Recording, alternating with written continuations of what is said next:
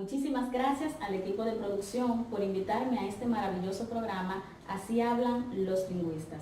En esta noche nos ocupa un tema bastante interesante, que es el estudio de la morfología. Específicamente el tema que nos ocupa es la morfología derivativa y todo lo relacionado.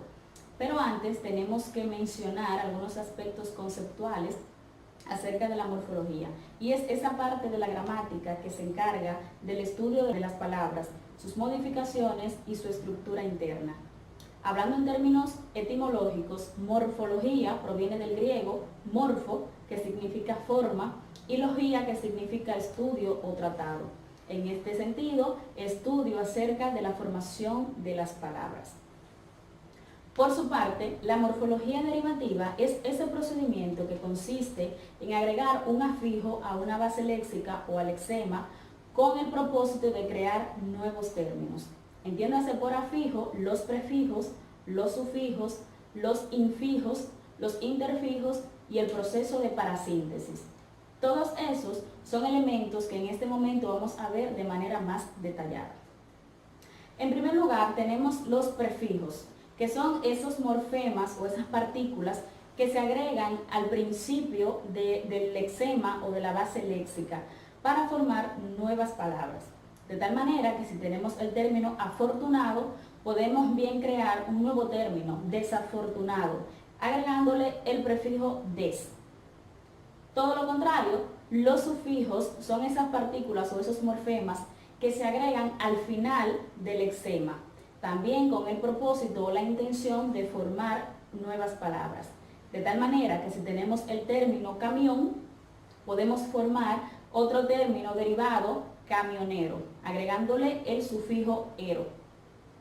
El proceso de parasíntesis resulta bastante interesante, pues sale de la combinación de un sufijo y de un prefijo agregados al lexema o a la base léxica de la palabra raíz en este caso. De tal manera que si tenemos el adjetivo pobre, bien podemos crear una nueva palabra, empobrecer, y le hemos agregado el prefijo en y el sufijo ser. Cabe destacar que los afijos se deben adaptar a las reglas generales de ortografía. De esta manera tenemos el sufijo en, sin embargo, cuando lo vamos a combinar en el término empobrecer, no podemos escribir en, sino em, porque la regla general de ortografía nos dice que antes de P y B se escribe M. Entonces los afijos se circunscriben a las reglas generales que tenemos en ortografía. Por su parte, los infijos se colocan dentro del lexema o de la base léxica de la palabra que estemos trabajando en este caso.